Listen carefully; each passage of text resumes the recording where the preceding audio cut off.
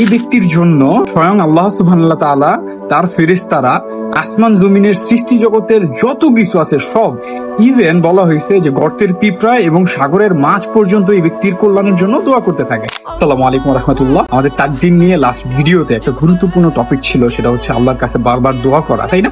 তো কেমন হয় যদি ফেরেশতারা আপনার হয়ে দোয়া করে বা ফেরেশতারা আপনার জন্য দোয়া করে? তো আজকে আমরা এমনই কয়েকটা ওয়ে জেনে নিব যার মাধ্যমে ফেরেশতারা আপনার জন্য আমার জন্য দোয়া করবে। তার মধ্যে প্রথমেই হচ্ছে যে ব্যক্তি তার মুসলিম ভাইয়ের জন্য তার অনুপস্থিতিতে দোয়া করে। অর্থাৎ যখন কোনো ব্যক্তি তার মুসলিম ভাই বা বোনের জন্য তার অনুপস্থিতিতে দোয়া করে, তখন তার সাথে থাকা ফেরেশতা আল্লাহর কাছে আমিন বলে এবং এটাও বলে যে তোমার জন্য অনুরূপ হোক। এখানে একটা শিক্ষা আছে, সেটা হচ্ছে আমরা যদি তাহলে কারো বিরুদ্ধে দোয়া করি বা কারো বদদোয়া করি, সেক্ষেত্রে সেটাও কিন্তু আমাদের উপরই ফিরে আসবে।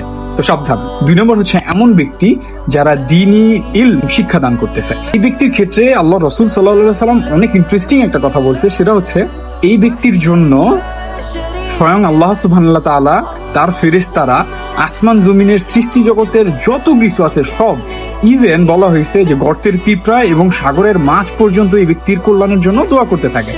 সুবহানাল্লাহ। এবং 3 নম্বর হচ্ছে অসুস্থ কোনো ভাইকে দেখতে গেলে এবং তার খোঁজ খবর নিলে ফেরেশতারা বিপুল পরিমাণ তার জন্য দোয়া করে। তাহলে আমাদের সবাইকে ফেরেশতাদের থ্রুতে দোয়া পাওয়ার জন্য এই 3টা কাজ কিন্তু করতে হবে। দেখা হবে পরবর্তী কোনো ভিডিওতে। সে পর্যন্ত সবাই ভালো থাকেন। আসসালামু আলাইকুম ওয়া রাহমাতুল্লাহি ওয়া বারাকাতুহু।